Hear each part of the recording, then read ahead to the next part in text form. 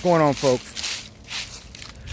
I'm going to talk really quickly, and this will be like a follow-up video to one I'll do later on in the week, because I think it's important to talk about certain things that's happening in life, the workplace, and all of these things.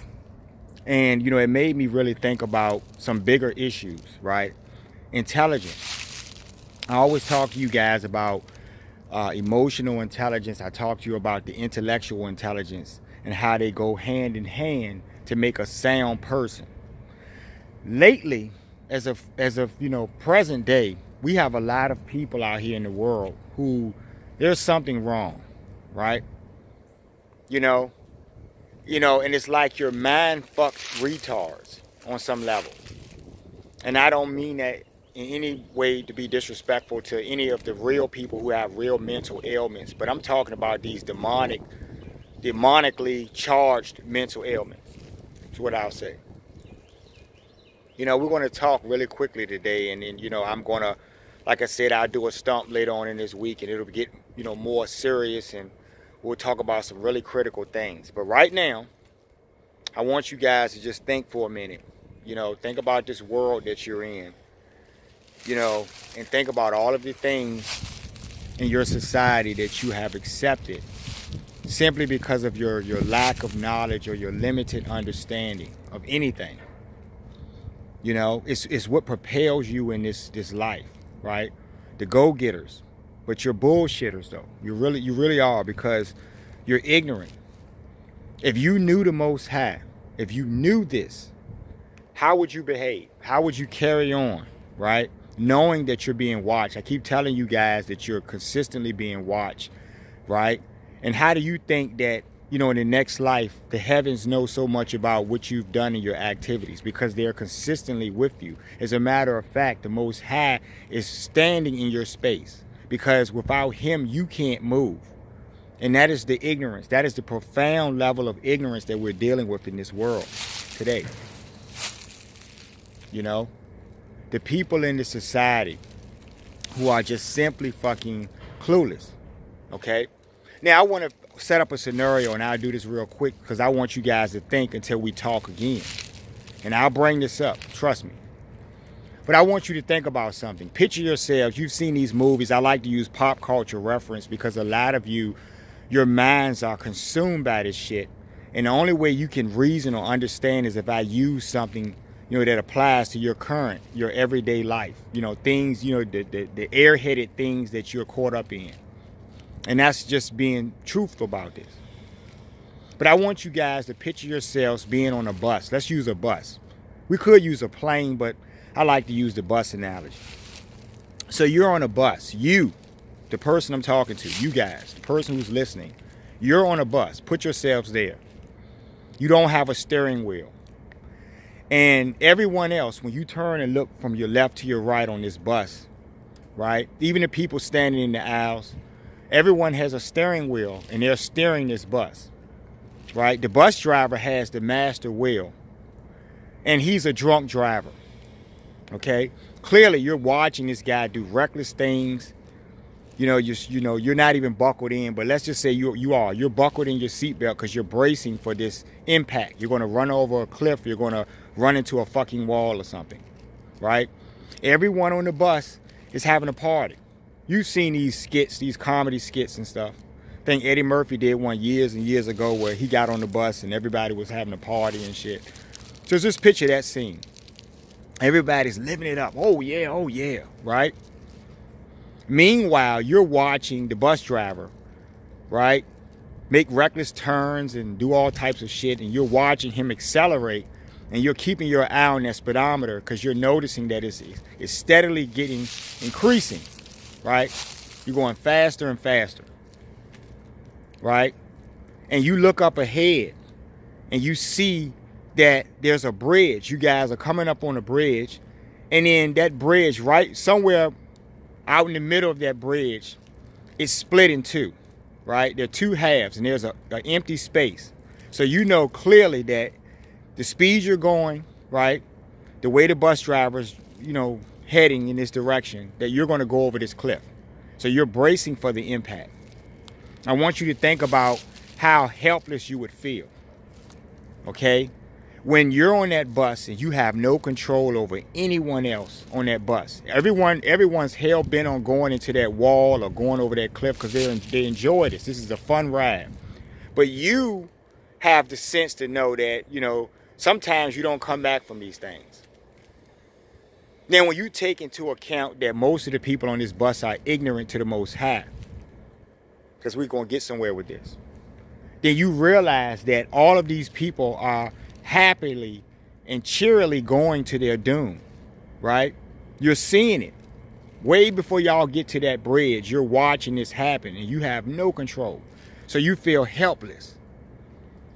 This is what I feel on a daily basis, folks. Many of you out there are feeling like this because you're in a world full of fools on every single level.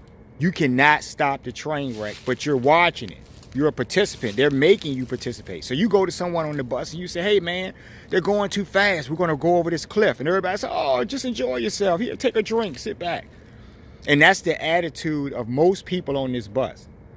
But you're afraid, right? You've seen these movies. I use the plane thing. You've seen these movies where someone, right before they get on the plane or they're about to board, they say, oh, I got to get off this plane. Final Destination or something. Y'all like that shit. And so they're fighting everyone. Everyone's trying to calm them down and sit them down because they're the people in the movies I keep talking about, folks, that when the werewolf is in the closet and the little boy or little girl is in the bed screaming and the parents come in and cut the lights on, right? Somehow when they're having this dialogue with the child about their fears, they open that closet, but they never take a look themselves. They always have their back to the closet while they're talking to the child.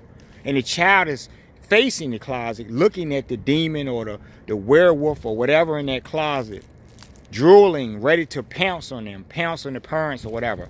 And the parents are going, it's okay, it's just a dream, son. It's just a dream, little girl. Right? And so kids are very perceptive, because I was a perceptive child. And we see things, and I saw things, that typical adults wouldn't see, because they've already been clouded. They've lived their lives. They've done enough things that their consciousness or the memory of it has been erased to some degree. So they don't even know the Most High is real. They think of the Most High in terms of abstract. Okay? The Most High is real, folks. He can physically manifest, folks. He can lay hands on you, folks. He can punish you, folks. Right? So when you say, well, why is he punishing us? Because you're not even smart enough to realize who you are. That's what I'm talking about. That's where we're going with this. We'll pick this up really, really, extensively later on this week. But you don't know who you are, right? So you do all of this evil, right? You go along with it. You watch people suppress other people. And if you're in that group, you covet that group. And you covet yourselves within the context of what that group is doing. We're in power. We're stepping on people. And you enjoy that, right? You're a demoniac. You're literally doing what the devil, his agenda is, which is to kill, steal, and destroy. And you embody that fully. All of you. Right? All of the things in this world, in this society, that are happening. I asked you one video a while back, short time ago, I asked you, what would you do? If I deputize you, let's say the great son deputized you and you're his deputy son, okay? And on the days that he doesn't feel like, bringing light into your world, you do it. Let's just say you were that person, that being, right? And, you've seen it all. The son has seen everything, folks. Great one. He's seen everything.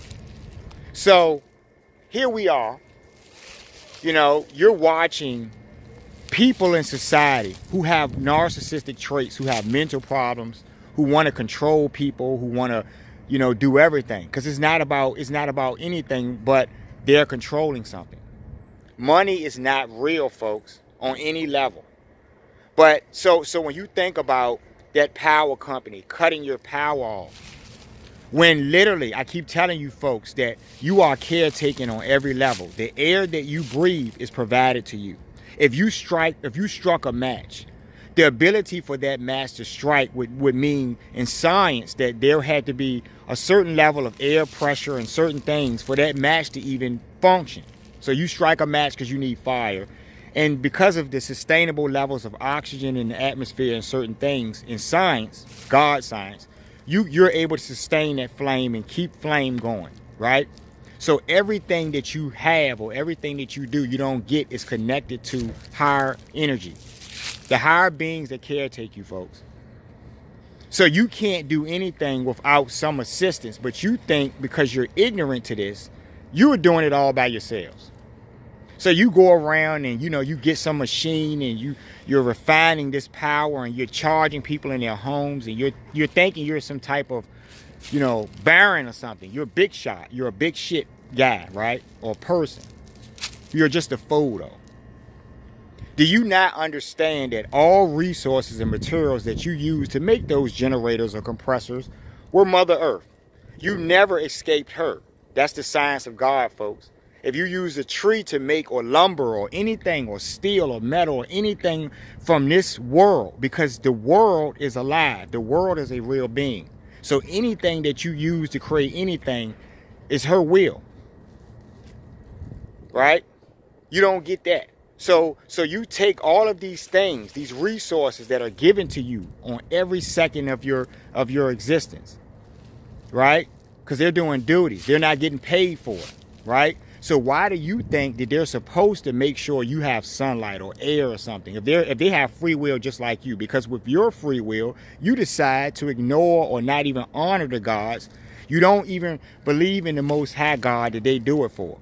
So all around you are a fool, folks.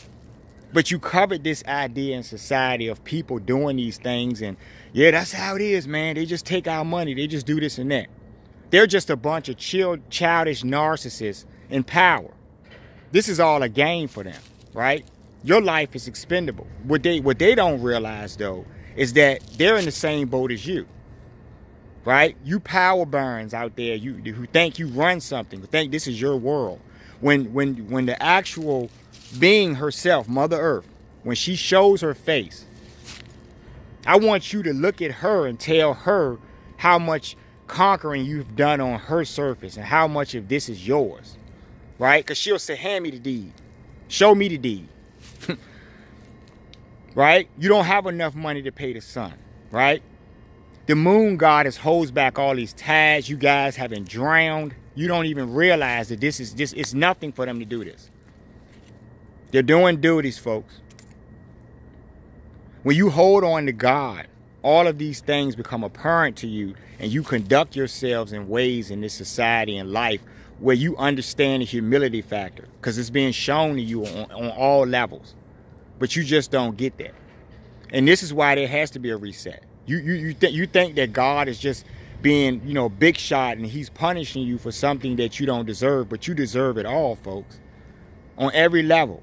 In your hearts, you go to church and you sit around with other people that look like you and you covet yourselves. And if someone came who looked foreign to you, because you all are human. You're not any different from anyone else, but you're a fool. So you would look at this person and covet yourselves, like as if you're some kind of select group. That's how you're cursed. You're cursed when you follow that one person from your group who has some power that you think, and then you become just like them and covet them and have the ideals and mindsets that they have in this world. Right? So then when it's time for them to be punished, the whole lot of you will be punished. Sins of the Father, folks. Okay? So I just want y'all to think about that. You're on a bus, you're on a plane, whatever vehicle you want to be on. Right? You don't have any access to the steering wheel or controls and you're going over a cliff. Do you want to do that? Is that your decision? Think about all the mad scientists playing with nuclear weapons and everything, and think about why God is going to intervene in this foolishness. Right? Just think about it. What if it were you? That's what I'm saying. You folks going over to my website, thinkbehavior.info, pick up my book, I Love Bad Behavior. You can get that book on Amazon. Like, share, and subscribe to the channel, and we'll be talking, like I said, and we'll get a more extensive stump when I come back this week, and we'll follow up on this because I'll get really deep with this. But you folks have a great day. I want you to really think about that thing, right? You're on a bus headed for destruction. Just think about it. Y'all have a good one.